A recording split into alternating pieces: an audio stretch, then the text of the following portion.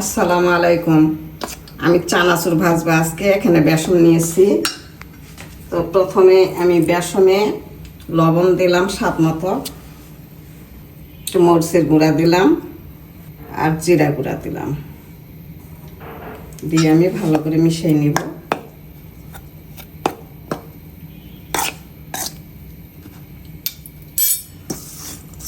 হাত দিয়ে মিশিয়ে নিব।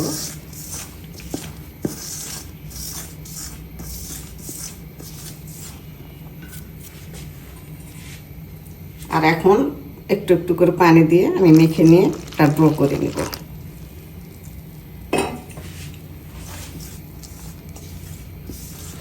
আমি এতখানি বেসন নিয়েছি, আপনারা কম বেশি করে নিতে পারবেন, কমও করতে পারবেন, একটু বাড়িয়ে নিতে পারবেন। আমি একটু তেল নিয়েছি, এখানে তেলটা দিব আমি 1 চামচের মতো তেল নিয়েছি।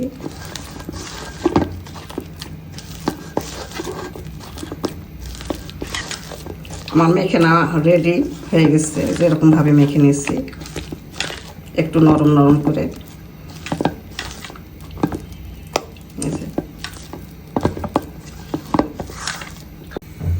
এই যে দেখেন, এটা সিরিজ 50 ml সিরিজ। এটা আমি এই সিরিজ দিয়ে বানাবো। এখানে একটু তেল দিয়ে দিব, তেল দিয়ে দিলাম। এখন আমি ভরাই নেব এরকমভাবে।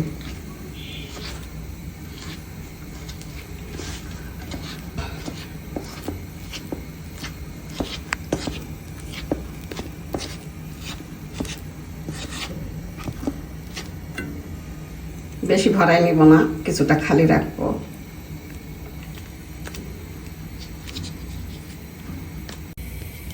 তেলটা আমার গরম হয়ে গেছে, আমি এখন ছেড়ে দিব।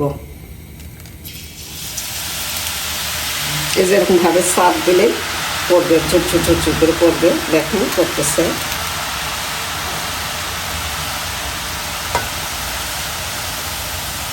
বেশি সময় লাগে না, অল্প অল্প সময়ের মধ্যে হয়ে যায়। যখন দেখবেন যে ভুটভুটিটা আর হচ্ছে না, তখন হয়ে যাবে। আমি এখন উল্টাই দেব একটু।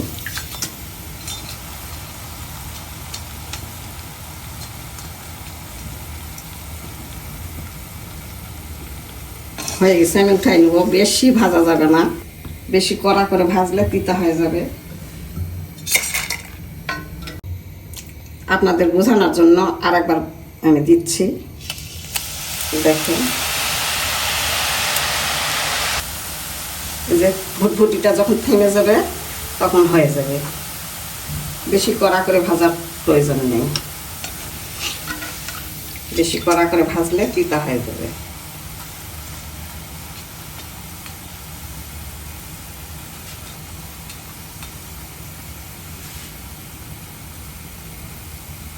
এই যে হয়ে গেছে, আমি উঠাই নেব। অনেক সুন্দর হয়েছে, চিকন চিকন হয়েছে, অনেক সুন্দর হয়েছে। দেখেন অনেক সুন্দর হয়েছে। দেখেন, আপনারা এরকম ভাবে ভেজে ভেজে খাবেন। এই যে আমার হয়ে গেল চানাচুর ভাজা, শেষ ভাজা। আমি এখন বাদাম আর কালাইগুলো ভেজে নিব। এই যে আমি বাদাম নিয়েছি, বাদামগুলো এখন ভেজে নিব।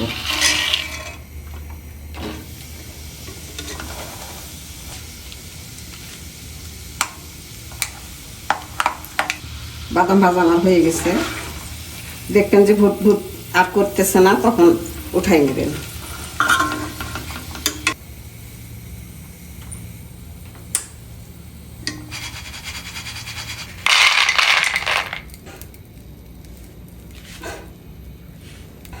এই যে ছোলার ডাল ভেজাইছি আমি, আর কাপড় দিয়ে আমি শুকনা করে নিছি, পানিটা মুছে নিছি। এখন এটা আমি ভেজে নেব।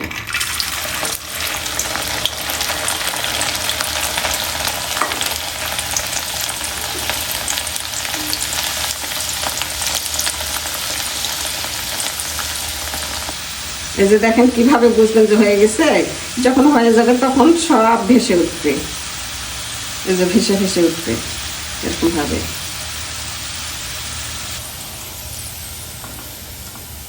আমার এগুলো ভাজা হয়ে গেছে, আমি উঠাই নেব একটা ছোলার ডালটা।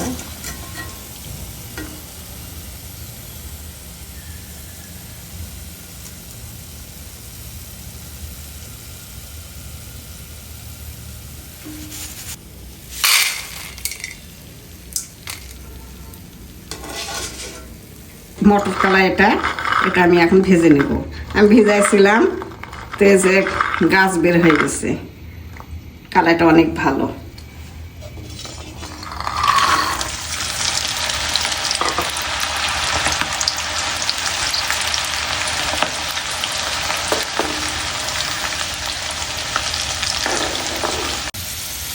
আমার এই মটর কলাইগুলো ভাজা হয়ে গেছে, আমি এটা উঠাই নেব।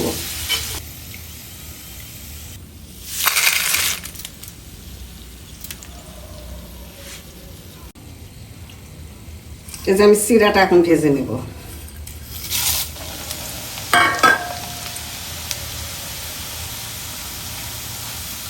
চিড়াটা সুন্দর মতো হয়ে গেল, 1 সেকেন্ডে হয়ে গেল চিড়া ভাজা। সুন্দর মতো চিড়া ভাজাটা আমার হয়ে গেল। আমি এখন একটু ভাঙিয়ে নিব একটু।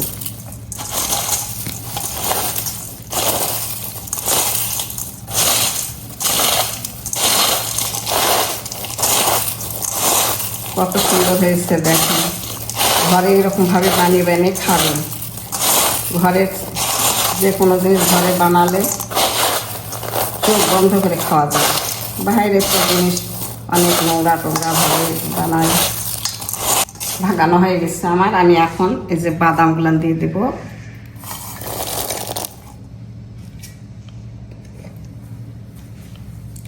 ডাল ভাজাটা দিয়ে দিলাম, চিড়া ভাজাটা দিলাম,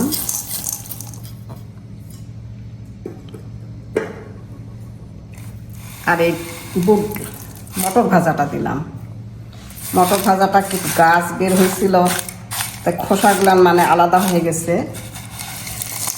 এই যে চাট মশলা করছিলাম আমি, এটা এখন এখানে দিয়ে দেব। আমরা ঝাল বেশি খাই না, তো ঝাল দিব না বেশি। আর যখন খাবো হয়তো কাঁচামরিচ পেঁয়াজ দিয়ে মেখে নিয়ে খাবো। এরকমভাবে মেখে আমি বয়মে রেখে দেবো। আপনারা এরকমভাবে ভাজবেন। সামনে রমজান মাস আসতেছে, এরকমভাবে আপনারা খাইতে পারবেন, সংরক্ষণ করতে পারবেন। আমার রেসিপি যদি আপনাদের ভালো লাগে তাহলে লাইক, শেয়ার, সাবস্ক্রাইব করে আমার চ্যানেলের পাশে থাকবেন। আপনাদের কাছে এটাই রিকোয়েস্ট। আমি এই যে গরমে ধরে রাখবো, মশলাতে থাকবে। যখন খাবো তখন যেমনভাবে খাবো তখন সেরকমভাবেই করে নেব। কখনো মুড়ি দিয়ে খাবো, কখনো কাঁচামরিচ পেঁয়াজ দিয়ে, সব কিছু। হয়তো ছোলা সিদ্ধ নিলাম, 12 ভাজা বানাবো, তখন বানাই খাবো। আল্লাহ হাফেজ।